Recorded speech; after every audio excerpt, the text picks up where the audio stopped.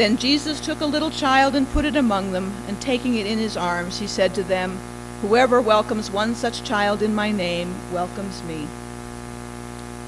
Now to me, welcoming a child seems like a very low threshold for determining whether one is truly welcoming Jesus or the one who sent him.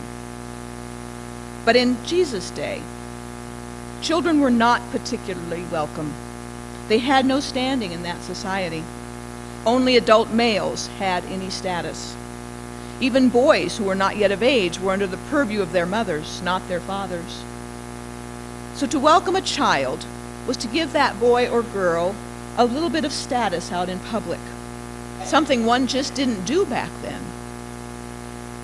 And yet welcoming those without standing or status is what we are called to do as Christians. In Jesus' day, that included children and women, orphans and widows, sinners and tax collectors. In today's society, it might still include an emphasis on welcoming children. Although our society doesn't have the same status structure that existed in Jesus' day, there are still ways in which our society does not care for its children as much as it could. In the United States, over 22% of those under age 18 live below the poverty level. For children of color, that number jumps to 33 to 39%, depending on the ethnicity. Even in less critical realms, there can be an intolerance of children. 4 airlines operating out of Australia and Southeast Asia now offer child-free zones on their planes. And there are surveys that indicate that anywhere from a third to half of the flying public would like to see other airlines offering the same thing. It would seem that the flying public is not very welcoming of children. But do you know where children are welcome? Actually, a lot of places. Schools, parks, sports, vacation Bible school, Bible camp, and of course, here in worship and in our Sunday school. And these places of welcome are very important. When we welcome children, when we value them, their gifts, and all they have to offer, we guarantee a better future for them and for us. Jesus tells us that those who welcome children in his name welcome him and the one who sent him. And the outcome is very similar. By welcoming Jesus, we again guarantee a better future for ourselves, just as we do with welcoming children. Of course, we are expected to welcome more than just those under 18. We are expected to welcome all who are God's children, regardless of how old they are. So that covers just about everyone. We are expected to welcome all people. Not just the people we like, not just the people we agree with, not just the people who are worthy, not just the people who are grateful. Later on in Mark, there is a similar situation to the one in today's gospel. People are trying to bring their children to Jesus for a blessing, and the disciples try to stop them. Again, that society didn't see a lot of value in children, and the disciples apparently think that these children are either a waste of time or a bother to Jesus.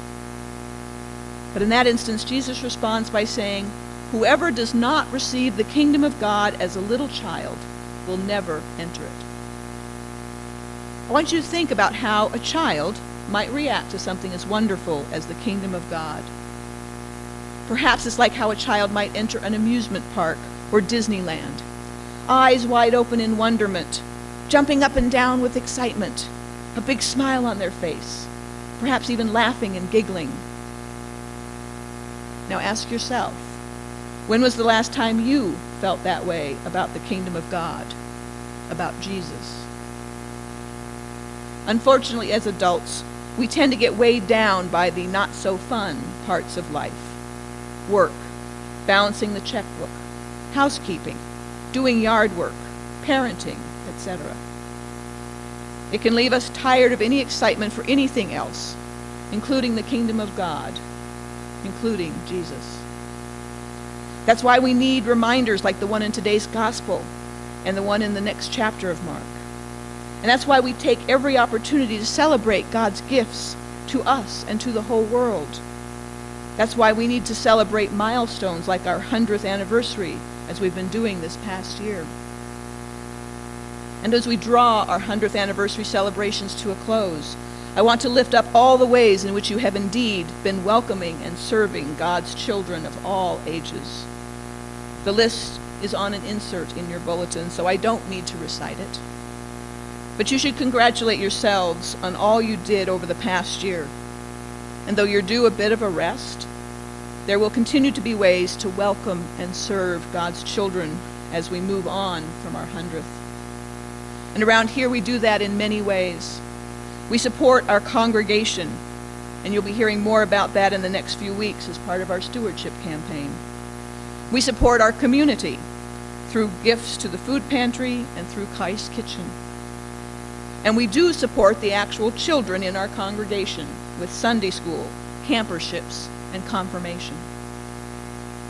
So welcome the children, including that which is childlike in each of you. Welcome those who are overlooked in our society. Welcome Jesus and the one who sent him.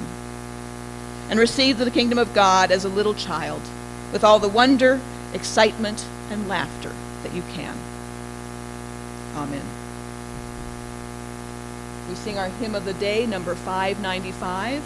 I invite you to stand as you are able.